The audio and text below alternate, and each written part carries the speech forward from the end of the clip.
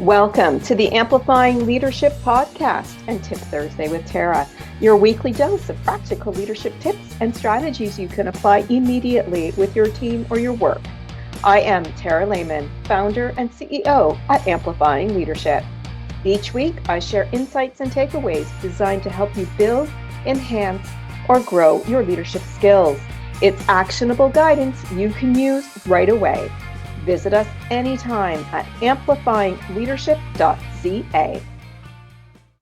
As we wrap up our month on sustainable leadership, I wanted to leave you with a couple lessons that I hope will stick with you, long after this month about sustainable leadership is over. And it's not because these things are groundbreaking. It's because they're really easy to forget when we get really busy and things are being thrown at us. Leadership really has a way of pulling us into reacting to those things going around, solving problems or doing other people's work or focusing on everybody else but ourselves. And so before long, we're actually more leading on an autopilot than being intentional about leading. So today, I want to bring us back to what sustainable leadership really is about. So the lesson one is leadership actually has to start with you. So this month on my social media and here, I've talked a lot about taking care of ourselves as leaders because it really truly does affect how we lead. When we're exhausted, our patience changes. Sometimes it goes out the window. Maybe our decision making isn't as effective. Our communication may not be what it needs to be. And maybe our ability to coach our employees, it isn't working anymore. And we often think of self-care as something we do outside of work or outside of leadership. People think about the diet and exercise and things like that, which is self-care. But when it comes to leadership, it's a bit different.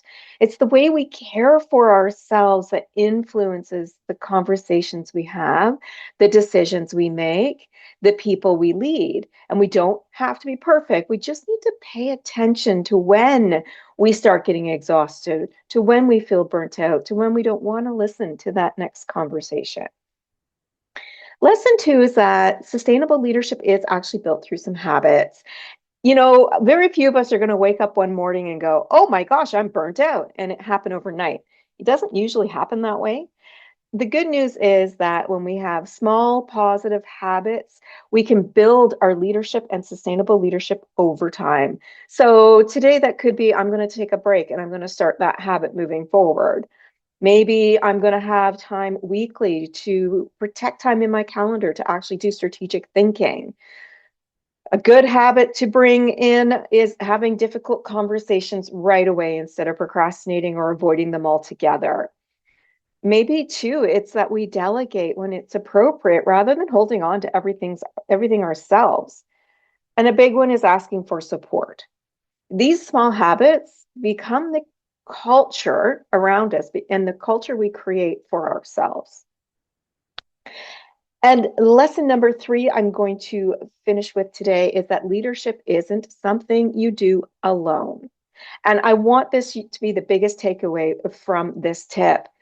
Leadership can be very lonely, especially at, the higher up you go, but it can be very lonely. Many leaders believe that they need to have all the answers when someone asks them something, that if they ask for help, somehow it makes them look less competent. Maybe they feel they don't deserve their job or makes them feel less capable.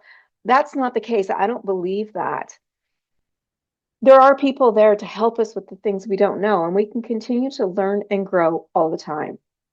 A lot of the really good leaders I've worked with or that I've worked with over time, they've worked with mentors, they have coaches.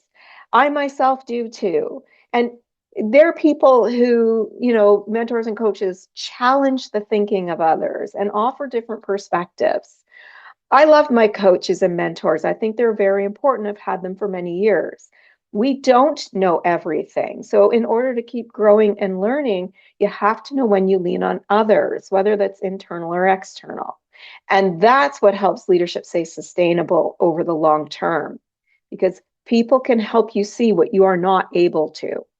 So, as we finish this month on sustainable leadership, I'd really encourage you to think about this. Not about what do I need more of, but instead consider asking, what is the one small habit I could change that would make my leadership more sustainable? Is it making sure you protect that lunch break away from your desk and it's in your schedule every day? Is it asking for help from a mentor or coach or a peer? Is it blocking an hour on your calendar a week to have thinking space to strategically plan instead of just filling it with another meeting you don't really need to be at? Whatever that small habit is this week, remember that sustainable leadership isn't built in one moment. It's not going to happen the next hour. It's built in the small choices and the small habits that we make and we build on every day to help us become more sustainable leaders. So thank you for spending this month with me as we explore sustainable leadership here and as well on the social medias. I really do hope it's encouraged you to pause, maybe reflect and look at your leadership just a little bit differently. So until next time, keep leading with purpose, keep learning, and remember that the best leadership is the leadership that can last and is sustainable. That's your Tip Thursday with Tara for this week. If you're looking to clarify leadership priorities, build strong teams, or empower those around you, I'm here to help. Explore our programs, coaching, and more at amplifyingleadership.ca because leadership is better when we do it together.